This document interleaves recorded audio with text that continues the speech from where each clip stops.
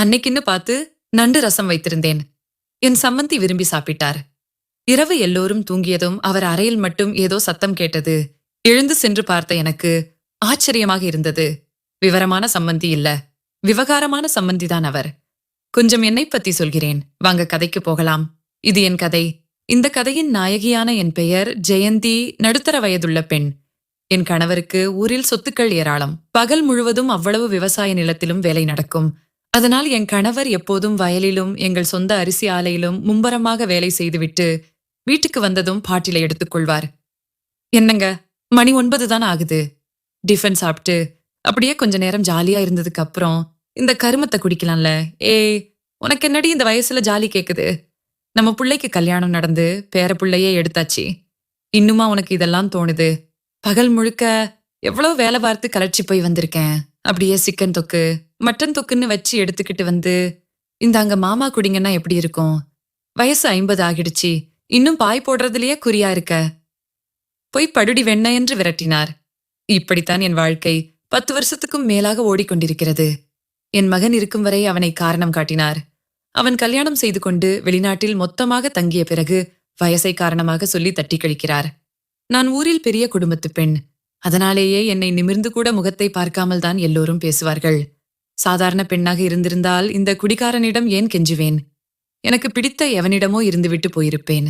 என் கணவர் இல்லை என்று மறுத்தால் வேறு என்ன செய்து எப்படி என் ஆசையை நிறைவேற்ற முடியும் என்று எனக்கு சுத்தமாக தெரியாது. அவ்வளவு கட்டுப்பாடாக வளர்ந்தவள் நான். வழக்கம் போல ஆசைகளை அடக்கிக் கொண்டு தூங்கச் சென்றேன். அடுத்த நாள் என் கணவர் ஒரு சிலரிடம் பேசிக் கொண்டிருந்தார். என்னவென்று விசாரிக்க வீட்டை புதுப்பிக்கணும். அதுக்காக கான்ட்ராக்டரை வர சொல்லி பேசியதாக சொன்னார். அதுக்கு எதுக்கு இன்னொருத்தர்கிட்ட கொடுக்குறீங்க? நம்ம சம்மந்தி இருக்காரே, அவரும் பில்டிங் கான்ட்ராக்டர் தானே. அவகிட்ட வேலையை கொடுத்தா பொறுப்பா முடிச்சு கொடுக்க மாட்டாரா என்று ஐடியா சொன்னேன். ஆமால, எனக்கு தோணவே இல்லை பாத்தியா. சரி சரி, அவரை போன் போட்டு வர சொல்லு. அவருக்கு ஓகேன்னா அவரே இந்த வேலையை செய்யட்டும் என்று சொல்லி எழுந்து வயலுக்கு சென்றார். நான் அவருக்கு போன் பண்ணி விவரத்தை சொல்ல அவரும் சரி என்று சாயங்காலமே வீட்டுக்கு வந்தார். என் கணவரும் அவரும் ஹாலில் பேசிக் கொண்டிருந்தனர். வீட்டு வேலையை என் கணவர் விவரமாக சொல்ல, ரொம்ப பெரிய வீடு இது. குறைந்தது 1 மாசமாவது ஆகும் சம்மந்தி. நான் என்னோட ஆட்களை அதுக்கு செட் பண்ணிட்டு போகிறேன் என்றார். இருங்க, என்ன அவசரம் சம்மந்தி? நீங்களே இருந்து முடிச்சு கொடுக்க முடியுமா என்று என் கணவர் வேண்டுகோள் வைக்க, கைகளை பிசைந்தபடி உட்கார்ந்திருந்த சம்மந்தியிடம், என் கணவர் இருந்து பண்ணி கொடுங்க சம்மந்தி, உங்களுக்கு நல்ல தொகை கொடுக்கிறேன் என்று சொன்னதும் அவரும் ஒப்புக்கொண்டு ஒரு பேக் நிறைய துணிகளை எடுத்து வந்தார்.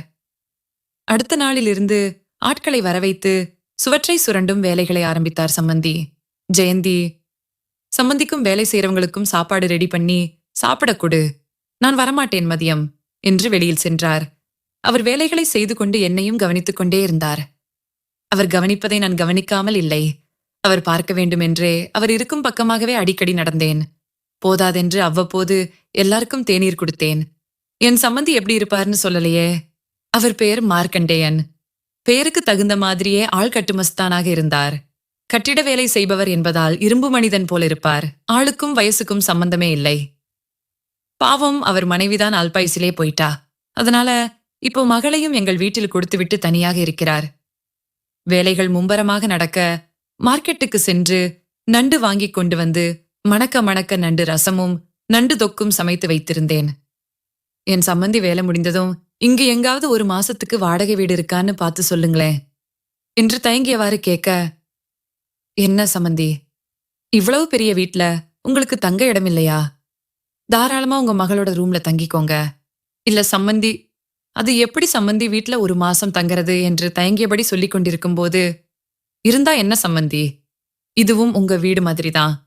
எங்க சம்மந்தி, எங்க வீட்டுக்கு வேலை செய்ய வந்திருக்கீங்க, நீங்க வெளியே தங்கி இருக்கீங்கன்னு உங்க பொண்ணுக்கு தெரிஞ்சுது. எல்லாருக்கும் திட்டு விழுகும். போய் குளிச்சிட்டு வாங்க, சாப்பிடலாம் என்று கனிவான முகத்தோடு அவர் சொல்ல, சம்மந்தியும் அவர் சொல்லை தட்டாமல் வீட்டிலேயே தங்குவதற்கு ஒப்புக்கொண்டார். எல்லோரும் சாப்பிட உட்கார்ந்தோம். என்ன ஜெயந்தி, இன்னைக்கு நண்டு ரசம் வச்சிருக்க, சம்மந்தி பாவம் இல்லையா என்று சிரிக்க, என்னத்துக்கு இப்படி சொல்றாருன்னு அவருக்கும் புரியாமல் தயங்கி தயங்கி சாப்பிட, சம்மந்தி உங்களுக்கு குடிக்கிற பழக்கம் இருக்கா?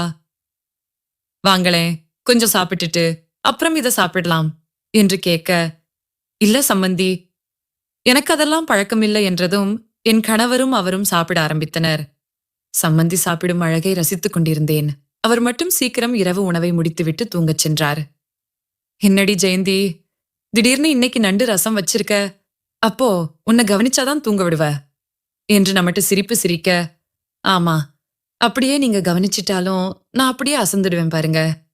என்னடி இப்படி நண்டு ரசம் கொடுத்து சூடு ஏத்திட்டு இப்படி அடம் பிடிக்கிறபடி உள்ள என்று சொல்ல சிலிர்த்து கொண்டே நானும் நம்பி சென்றேன். ஆனால் பழைய குருடி கதவ துரடி மாதிரி எப்பவும் 5 நிமிஷம் வண்டி ஓட்டுறவ இன்னைக்கு 10 நிமிஷம் ஓட்டினாரு. என்னய்யா உனக்கு பிரச்சனை? தீனி மாடு மாதிரி தின்னுட்டு இப்படி கடகடன்னு வண்டி ஓட்ட சொன்னாங்களா? இப்ப பாரு, வண்டி ஓட்டுனது போதும்னு போயிடுவ, நான் இப்போ எங்க போய் முட்டிக்கிறது என்று ஏடாகூடமாக திட்டிக் கொண்டிருக்க அவர் கோபித்துக் கொண்டு பாத்ரூம் சென்று கதவை மூடிக்கொண்டார். சீக்கிரமா வெளியே வாங்க, இவ்வளவு நேரமா என்ன பண்றீங்க? சும்மா கத்தாதடி, நான் வரதுக்கு நேரமாகும், நீ வெளியே இருக்க பாத்ரூம்க்கு போய்க்க என்றார். நானும் சென்று அந்த கதவை திறக்க முயற்சித்தேன். உள்பக்கமாக தாழ்பால் போட்டிருந்தது. சம்மந்தி உள்ளே இருக்கிறார் என்று புரிந்தது. என் புருஷனுக்கு இறக்கி வைக்க இடம் இருக்கு.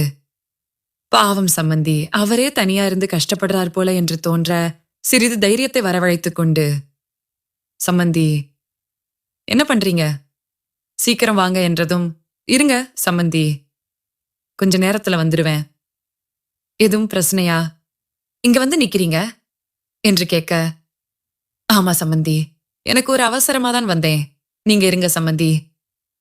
நான் போறேன் என்றதும் சட்டென்று கதவை திறந்து வெளியில் வந்தார். என்ன சம்மந்தி, மூஞ்செல்லாம் வேர்த்து விறுவிறுத்து வரீங்க? நண்டு சாப்பிட்டதும் வயிறு சரியில்லையா? நீங்க வேற சம்மந்தி, கடைசியா என் பொண்டாட்டி உசுரோட இருக்கும்போது நண்டு ரசம் வச்சா, அன்னைக்கு அவ இருந்ததால சமாளிச்சிட்டேன். இப்போ அவ இல்ல, என்ன பண்றது? இன்னும் இருக்க காலத்தை இப்படித்தான் கழிக்கணும் என்று அழுத்துக் கொண்டே போனார். கொஞ்ச நேரத்தில் என் ரூமுக்கு போய் பார்த்தேன். படுபாவி என் புருஷன் நல்லா குரட்டை விட்டு தூங்கிக் கொண்டிருந்தார். அப்படியே சம்மந்தி ரூமுக்கு சென்று பார்த்தேன். அவர் இங்கும் அங்கும் நடந்து கொண்டிருந்தார். என்ன சம்மந்தி, இன்னும் தூங்கலையா என்றதும் கதவை திறந்து, உள்ள வாங்க சம்மந்தி. என்ன இந்த ராத்திரியில இங்க வந்திருக்கீங்க என்று நெளிந்தார். ஒண்ணுமில்ல சம்மந்தி, உங்களை கொஞ்ச நேரத்துக்கு முன்னாடி தொந்தரவு பண்ணிட்டேனா என்று கிளறினேன்.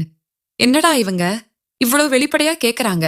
அப்படிலாம் ஒண்ணும் இல்லங்க, கொஞ்சம் உடம்பு சூடாகிடுச்சு, அதான் குளிக்கலாமான்னு பார்த்தேன், அதுக்குள்ள நீங்க வந்துட்டீங்க.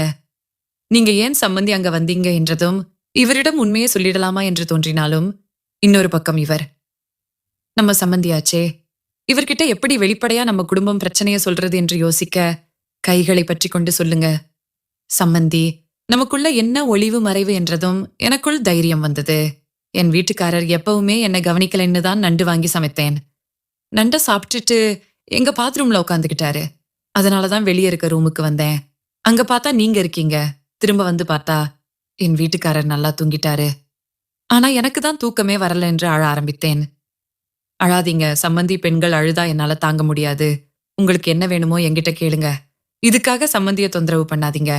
உங்களுக்கு எப்போ என்ன உதவி தேவைப்பட்டாலும் என்னையே கூப்பிடுங்க. வேலையில் இருக்கும்போது கூப்பிட்டா கூட அப்படியே வேலையை போட்டுவிட்டு உங்களுக்கு சேவை செய்கிறேன் என்றார். அவர் அணுகுமுறை எனக்கு மிகவும் பிடித்திருந்தது. உண்மையாலுமே பெண்களிடம் எப்படி பேசணும்னு ரொம்ப தெரிஞ்சிருக்காரு. சரி சம்மந்தி, உங்ககிட்ட பேசினது சந்தோஷம் என்று கிளம்புவது போல் பாவலா செய்தேன். இருங்க சம்மந்தி, சும்மா இருந்த சங்க ஊதி கெடுத்த மாதிரி சும்மா இருந்த எனக்கு ஆசையை உண்டாகிட்டு இப்ப எங்க போறீங்க? நீங்க இங்கதான் இருக்கணும் என்று கட்டளையிட்டாரு. உங்க விருப்பம் அதுதான்னா நானும் இருக்கேன் சம்மந்தி, ஆனா சீக்கிரம் வண்டி ஓட்டுங்க, அவர் தேடிக்கிட்டு வந்துட போறார் என்றேன். சீக்கிரம் வண்டி ஓட்ட நான் உங்க வீட்டுக்காரர் இல்லைங்க, போய் கதவை சாத்துங்க என்றார். கதை முடிந்தது. இதன் இன்னொரு பாகத்தை பார்க்க சப்ஸ்கிரைப் பண்ணி எங்களோடு இணைந்திருங்கள். நன்றி.